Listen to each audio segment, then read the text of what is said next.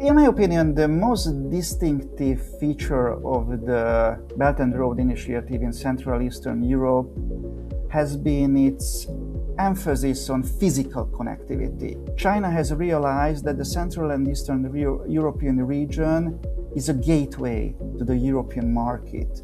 So 90% of the Chinese investments ended up in railways, roads, port and logistic corridors.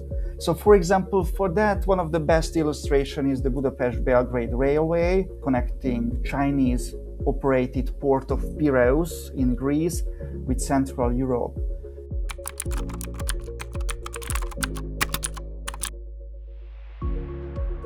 Maybe the biggest shift is that the corridor has moved from being primarily a transport alternative to becoming part of firms' inventory, sourcing and also production strategies. So the original logic was strongly tied to Chongqing's electronic industry. Goods such as communication equipment, electronics, home appliances have been shipped on the Chongqing-Hungary connection, with Budapest functioning as a distribution point for the EU. Instead of relying exclusively on long maritime routes, firms can use rail for high-value, time-sensitive components and finished electronics, and allowing them to hold less inventory and respond faster to the European demands. And another interesting shift is that recent reporting on the Chongqing-Budapest service identifies potential Chinese-bound European cargo, such as Hungarian wine or Polish dairy products and Czech crystal. So the corridor is gradually becoming two-way supply chain rather than an infrastructure designed primarily to move Chinese exports westward. This region also has its manufacturing. Maybe the scale is different, however, the states of the region are able to produce high-quality goods, which can also be interesting for Chinese consumers.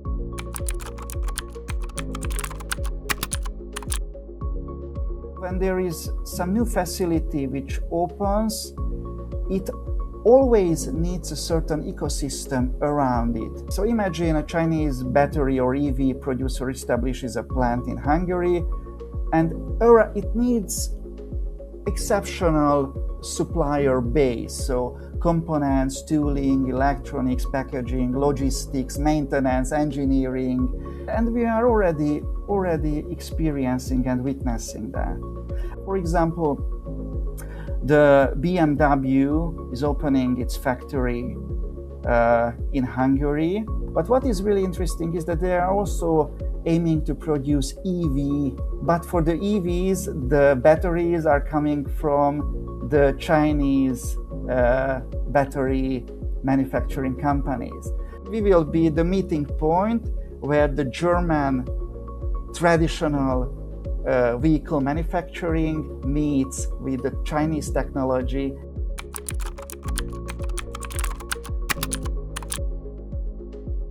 I don't think that the world can be just sliced into parts. Tell that we are not cooperating with you, but we are cooperating with the other part. It's impossible. I don't think that it would be good for Europe on the one hand, and I also don't think that we are simply able to do so. The interest of Europe is definitely to cooperate, and this is what should be going on. The Chinese firms have been in Hungary for more than a decade now. Some of them are even for a longer time.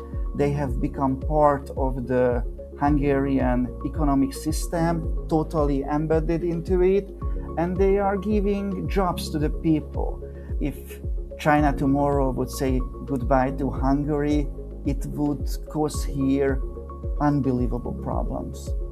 And this can be the interest of any Hungarian government, neither the former nor the present.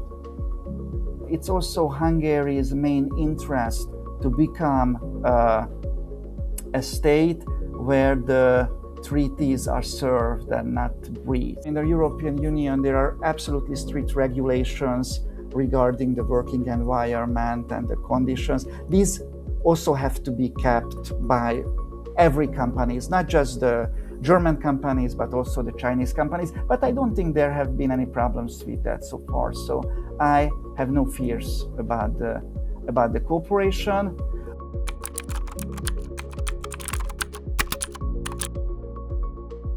Because everybody is talking about becoming green here in Europe. The European Union is on the one hand in a shortage of energy. On the other hand, it's pursuing some unbelievable aims in the field of protecting the environment and becoming green. And in Hungary, we are facing never seen before crisis because of the water shortage. 3 blocks of the country's only nuclear power plant are shut down because of the lack of the water, and the solar is taking over. China has already been on that road. So I remember when I visited last time in Chongqing, every second car has a green license plate and the streets are clean, the air is fresh. You have the experience with the solar energy, you have the experience with the wind energy, you are already in the European market, and this creates excellent opportunities, I think, to cooperate, to make a win-win.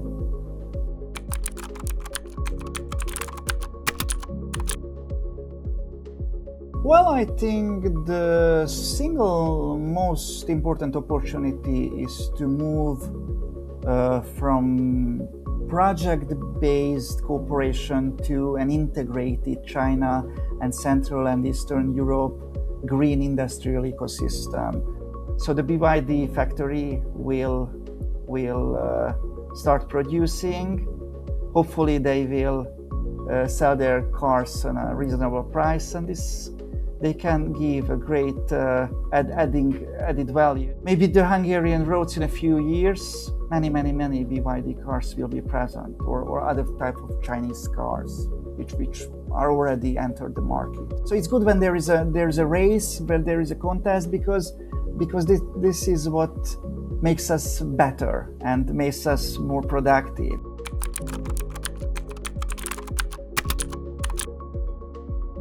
So it's also impressive that Chongqing, despite it's an inland city and the inland province without a direct reach to the world oceans, could become such an important hub. For example, with this Chongqing-Budapest railway, so the goods arrive here in 11 days. If we look at the map, so there is a huge asymmetry between the size of the Chongqing region and Hungary as a state. It almost equals, but the population in China, it's I think 4 or 5 times more. So the possibility for cooperation and creating a synergy between those two regions have never been as good as they are nowadays.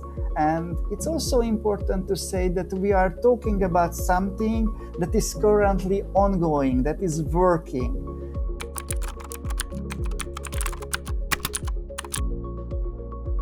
I don't like to go into the outcomes beforehand. So I will do my research and I will write it down what I found. I think it can highlight to the realities and not from a political point of view, but from a practical, maybe a technology, a mathematical point of view, to show that why cooperating is much better than not cooperating.